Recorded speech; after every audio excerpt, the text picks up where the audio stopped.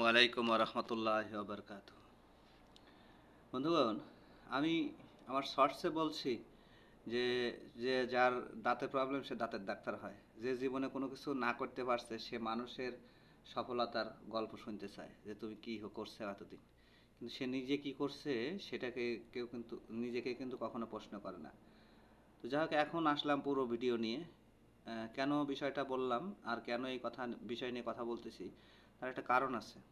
কারণটা হলো আমাদের সমাজে এমন একটা চিত্র দাঁড় করায় দিছে আমাদের সমাজ ব্যবস্থায়।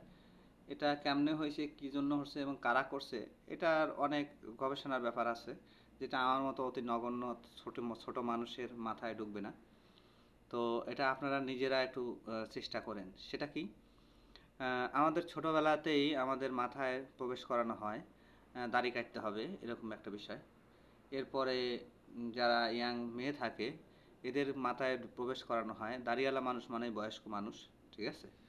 তো দাড়িওয়ালা মানুষের সঙ্গে কোনো সম্পর্ক করা যাবে না।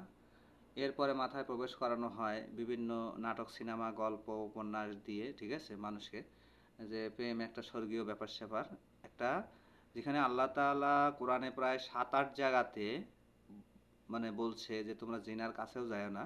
সেই জিনাকে হালাল এবং ভালোভাবে উপস্থাপন করছে, হালাল করার চেষ্টা করছে বিভিন্ন নাটক, কবিতা, গল্পে। সেগুলো আমাদের মস্তিষ্কে ঢোকানো হচ্ছে, এবং ঢোকানো হচ্ছে পুরুষ মানুষ মানেই শুধু সে তাকে প্রতিষ্ঠিত হইতে হবে, এরকম কিছু। আর আমি আবার সেই পুরুষ, আমি নিজে প্রতিষ্ঠিত হইতে আমার 50 বছর লেগে গেছে বাড়ি গাড়ি করতে।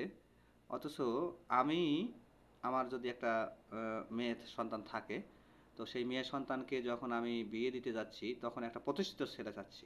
অথচ আমি আমি নিজেই প্রতিষ্ঠিত হইতে আমার 50 বছর লাগছে, অথচ আমি একজন 25 বছরের একটা ছেলেকে, প্রতিষ্ঠিত ছেলেকে চাচ্ছি। তো আমাদের মস্তিষ্ক কতটা বিকৃত হইলে এই ধরনের করতে পারে। আবার ওই মেয়েদেরকেও, আমার মেয়েকেও আমি শেখাচ্ছি যে তুমি প্রতিষ্ঠিত ছেলেকেই বিয়ে করবা, হুম, এরকম। আর অথচ ওই মেয়েটা নিজেও জানে না যে তার বাপ প্রতিষ্ঠিত তো কত বছর লাগছে, তাহলে আমি কি করে একজন প্রতিষ্ঠিত ছেলেকে খুঁজবো বা তার আশায় কেন থাকবো, ঠিক আছে? আর সে মানে বাপের আছে সেইটা দেখে অনেক সময় তারা হয় যে মানে তারা প্রতিষ্ঠিত যেহেতু তার বাপের আছে, এরকম।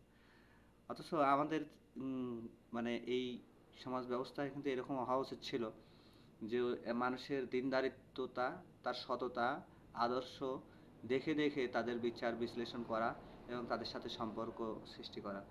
আমি গতকালই একটা পোস্ট দিছি বোধহয়, যে এমন, এটা কোরআনের, আল কোরআনের আয়াত পোস্ট করছি যে এমন কাউকে বন্ধু বানাও যে তোমাকে সকাল সন্ধ্যা আল্লাহর কথা স্মরণ করিয়ে দেয়। তো আসুন আমরা এই সমাজকে, তো আসলে কারো ক্ষমতা নাই সমাজকে বদলানো, তবে আমরা নিজেরা নিজেদেরকে যদি বদলাই তাহলে সমাজ আপনা আপনি বদলে যাবে। আসুন আমরা এই যে সমাজে যে প্রচলিত যে কথা বা যে সমাজের প্রচলিত যে চিত্র, এই চিত্র দিকে না ঝুঁকে আমরা নিজেরা নিজেদেরকে পরিবর্তন করি, নিজেদেরকে ওই জায়গা থেকে সরিয়ে আনি এবং আল্লাহর দিকে ধাপিত হই, রবের ভালোবাসায় ধাপিত হই। মনে রাখবেন, রবের রবকে ভালোবাসলে, মানে যদি ভালো ভালো আপনি না বাসেন, রবের কিচ্ছু যাবে আসবে না। কিন্তু রবকে যদি আপনি ভালোবাসেন তাহলে রবের ভালোবাসা পাবেন। আর পৃথিবীতে যে ব্যক্তি রবের ভালোবাসা পায়, আমার মনে হয় তার পৃথিবীতে আর অন্য কারো ভালোবাসার প্রয়োজন হয় না, অন্য কোনো ভালোবাসার প্রয়োজন হয় না। আজকের মতো এখানেই, ভালো থাকবেন, আল্লাহ হাফেজ।